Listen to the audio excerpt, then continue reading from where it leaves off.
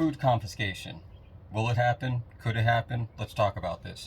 I'm Urban Sentinel. Welcome to my channel.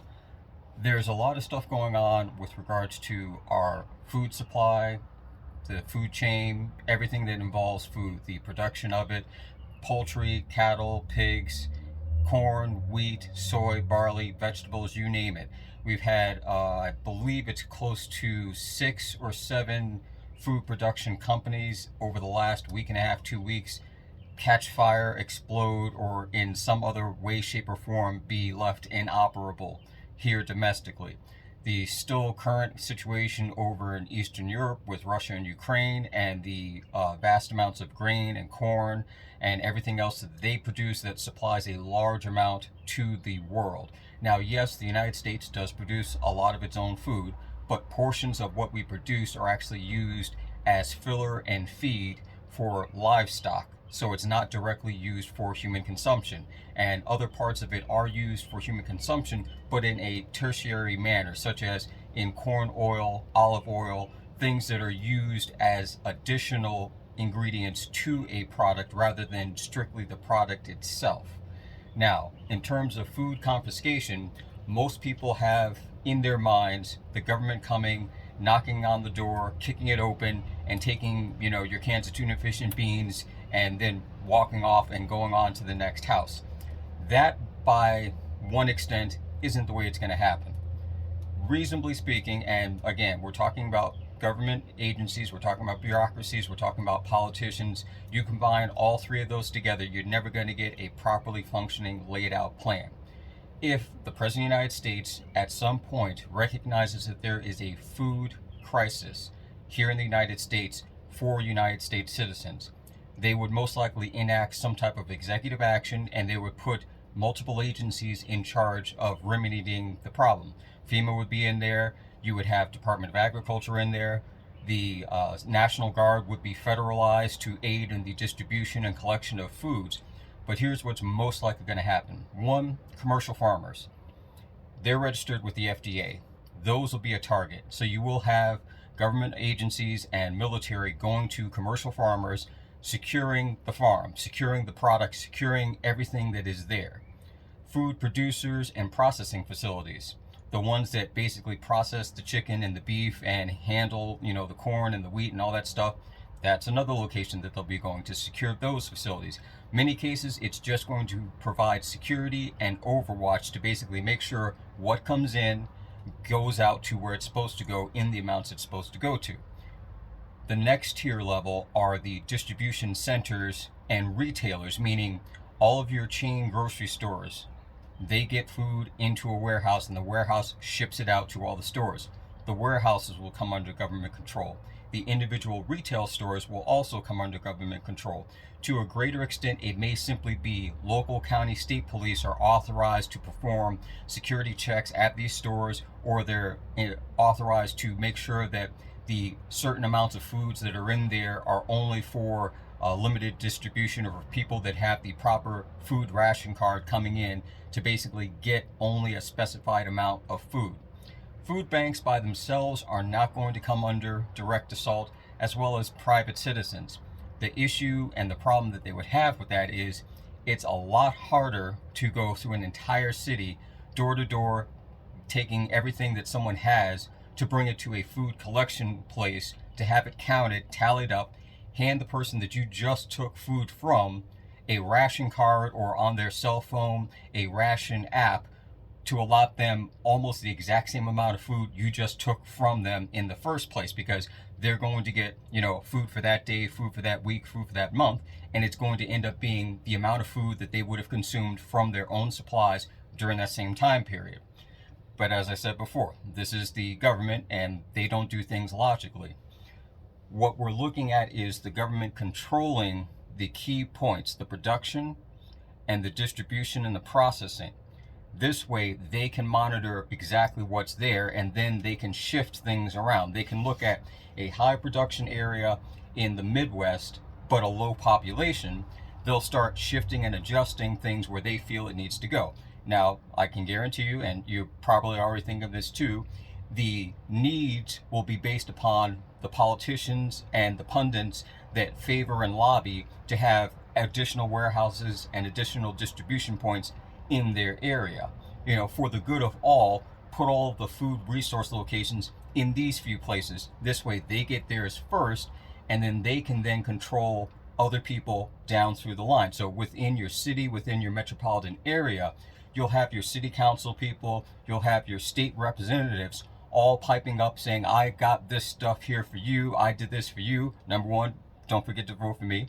And then they'll also be able to, at this point, strong arm people on a political level without directly going at them politically. Now, suddenly, if you want your neighborhood to get food at that food bank, you need to either sign off on something that I want, or you need to step back and, take a back seat to certain projects that I intend to do.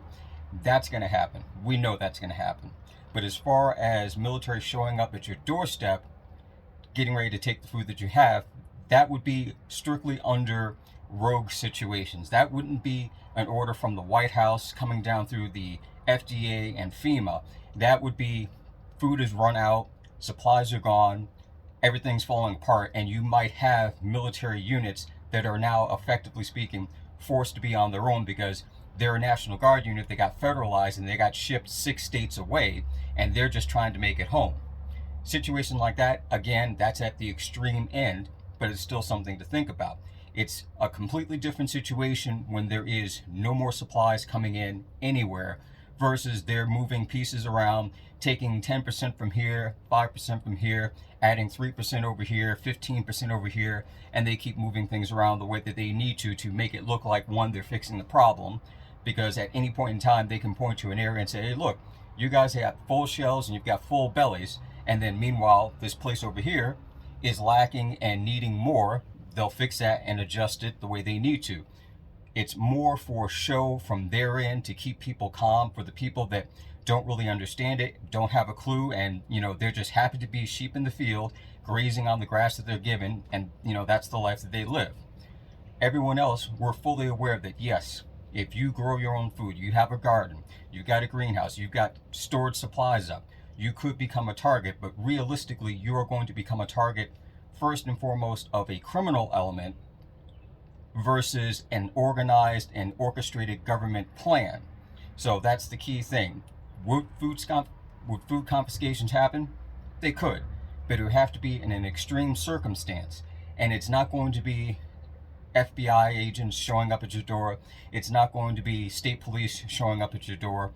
It's going to be the random and rogue element that happened to know, oh, this person, I saw they got a delivery of some freeze-dried food products, or this person has a garden, or someone works at a garden center and you happen to have a garden account there, and they know that you bought several supplies for maintaining a garden. It could be something as simple as someone in that situation knowing what customers have what, or who bought something most recently, and the information's in the system.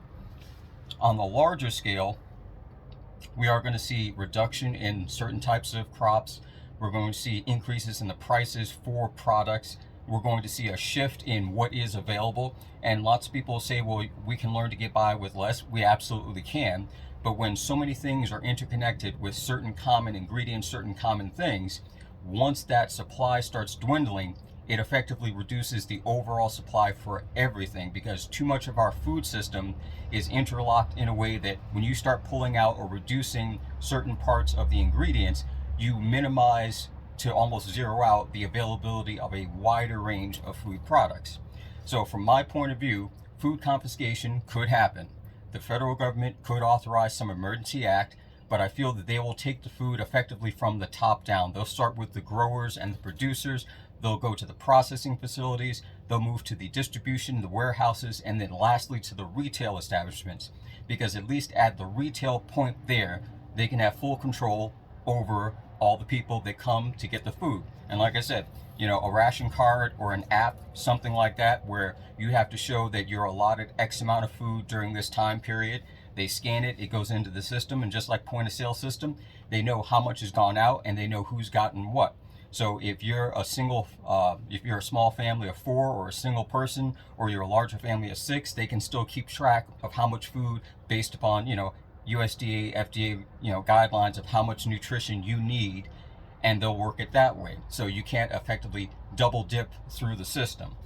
But as far as independent growers, small farms, things that are not registered with the government, that's not going to be something that they're going to immediately target.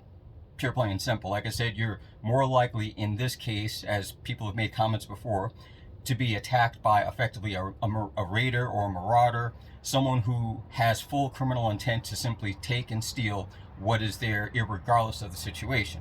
And that, of course, is something that you would have to handle to the best of your ability under those given conditions. So that's all I want to say about that, but it is something to think about coming with the current growing season that's going on.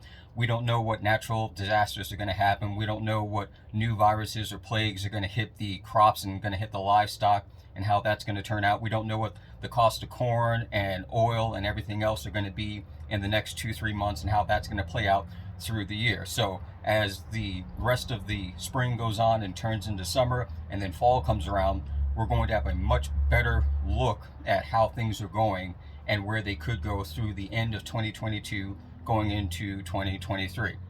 All right, so like, share, subscribe, and I'll catch you guys in the next one.